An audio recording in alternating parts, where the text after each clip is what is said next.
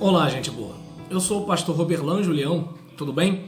E a pedido da educadora da Igreja dos Irmãos, da Primeira Igreja Batista em Vila Kennedy, eu estou preparando um resumo da lição de número 8 da revista Palavra e Vida, em que a gente vai falar um pouquinho sobre a depressão por conta do ódio. Eu já preparei essa lição na íntegra, você pode acessar no meu canal do YouTube, Roberlan Leão, Palavra Simples, e aí você pode assistir, são mais de 30 minutos. Aqui a gente vai fazer em menos de 10, certo? E aí eu gostaria que você pensasse um pouquinho sobre depressão e ódio. E antes de nós seguirmos, eu quero compartilhar o que está no texto bíblico de Jonas, capítulo 4, versículo 3. Quando Jonas fala: agora, Senhor, tira a minha vida, eu imploro, porque para mim é melhor morrer do que viver. Talvez você pense, o que isso tem a ver com depressão e com ódio? Bem, Jonas, ele queria que os ninivitas morressem e Deus poupou os ninivitas. Mas ele queria por quê? Ele estava com uma alma cheia de ódio, certo? Se era ódio religioso ou não, não sei, mas ele estava com uma alma cheia de ódio. E uma das marcas da depressão é a ideação de morte. É aquela sensação de que se morrer, a vida vai ser melhor, certo? Então é importante até ficar ligado. Toda vez que você se deparar com alguém que está pensando muito que morrer é melhor, e fica com essa conversa, fica ligado. E então, já falamos do texto bíblico e a lição ela fala sobre quando o ódio acaba com a nossa sensibilidade. Até porque o ódio fez com que Jonas não pensasse como um profeta que era um mensageiro da palavra de Deus. Ele não agiu como um proclamador, certo? Ele estava com muita bronca. E aí, você conhece a história, Deus mandou que Jonas fosse pregar em Nínive, mas ele preferiu viajar para Tarsis, certo? Então ele pega uma direção, imagina, ele está naquela região ali próxima ao Jordão, e em vez dele ir para a Síria, ele quer ir para a Espanha, né? Uma coisa mais ou menos assim, olha, pensou geograficamente aqui, né? E aí nisso ele quis pegar esse caminho. E aí Deus fez aquele trabalho que você já conhece a história do grande peixe que o engoliu. Ele ficou lá, se quebrantou, orou e tudo tal. Você conhece a situação. E Deus deu a ele a chance de fazer o que era para ser feito. Ele foi lá, pregou. E para a tristeza de Jonas, o povo se arrependeu, o rei se quebrantou, a Nínive se humilhou, Deus perdoou e houve uma restauração naquela cidade.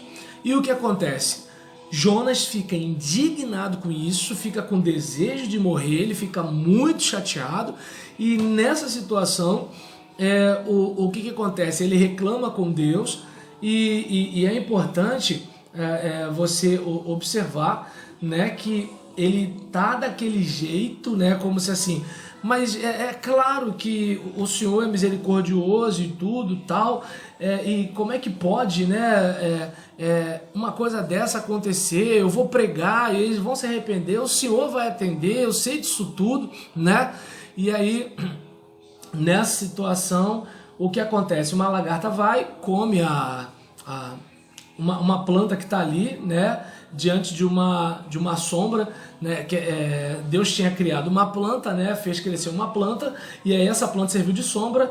Aí Jonas ficou lá, tirou um bom sono, e o que acontece? Deus manda uma lagarta, a planta ela é destruída, fica seca, e aí ao nascer do sol, isso tudo no capítulo 4, e aí ao nascer do sol vem aquele calor na cabeça de Jonas, que ele quase desmaia, e aí, é melhor morrer do que viver e tudo tal. E aí nesse caso Deus disse para ele, né, você tem alguma razão para ficar furioso por causa da planta? Aí ele, tenho, estou furioso a ponto de querer morrer. E aí Deus disse para ele, né, é interessante, né, que você tem pena dessa planta, e embora você não tenha podado nem feito a planta crescer, ela nasceu numa noite e na outra terminou. Contudo, Nínive tem mais de 120 mil pessoas que não sabem nem distinguir a mão direita da esquerda, além de muitos rebanhos.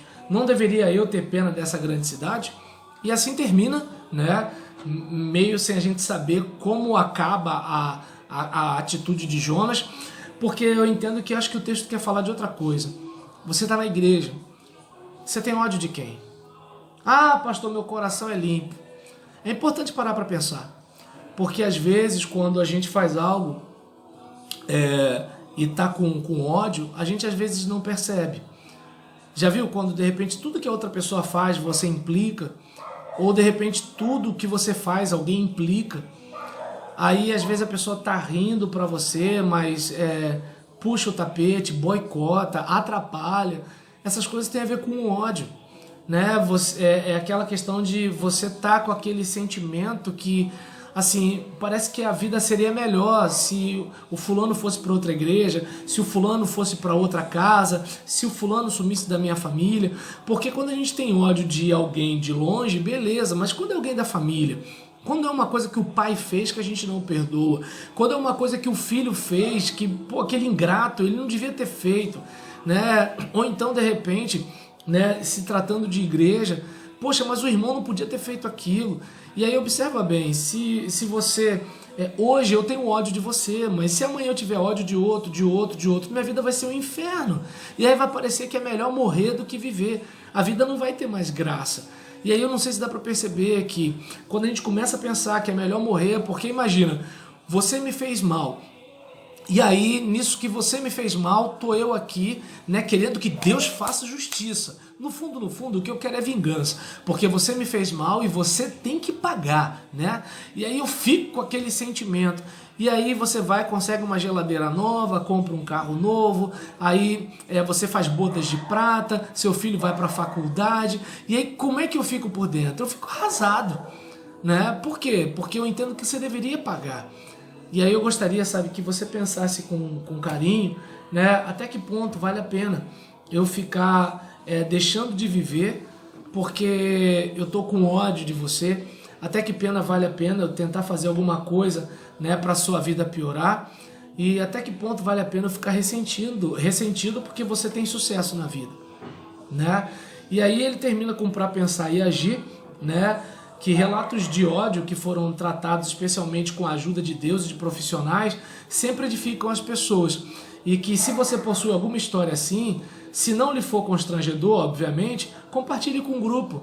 De repente aí no grupo meu de WhatsApp da igreja, sabe, olha, eu queria pedir perdão por causa disso e disso, ou eu tenho dificuldade de lidar com isso, né? Eu tenho dificuldade de perdoar, de repente, meu pai, meu irmão, meu filho, né? Investi tanto nele, ele pegou um caminho que não deveria, e assim por diante, né? Coisas do tipo, minha nora, meu genro, sei lá o que, né? Até porque assim, a ira é uma reação supernatural. Aliás, ela precisa acontecer. Até porque a ira faz a gente ir à luta, né? Pô, isso aqui tá me atrapalhando, eu vou acabar com esse problema aqui e vou dar a volta por cima. Mas o problema não é a ira. O problema é quando essa ira ela vai se acumulando e a gente vai ficando com ódio, com amargura, começa a comentar mal, falar mal dos outros, fazer coisa ruim, né? Assim, e a gente vai se deixando levar por aquilo. E aí é aquele caso, né? O problema não é você ficar com mágoa de alguém, ficar com bronca de alguém, ficar irado com alguém ou até sentir ódio por alguém. Somos seres humanos. O problema é você não lutar para vencer isso daí.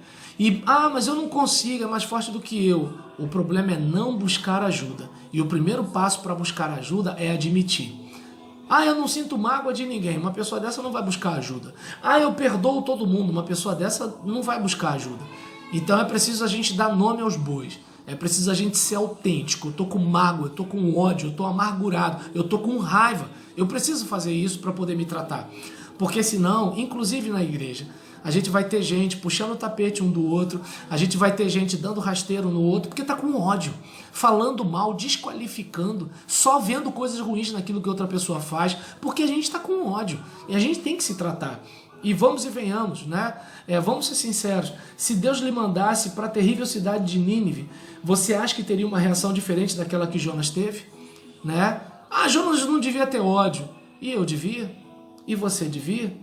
Pensa nisso com carinho, beleza? Paz.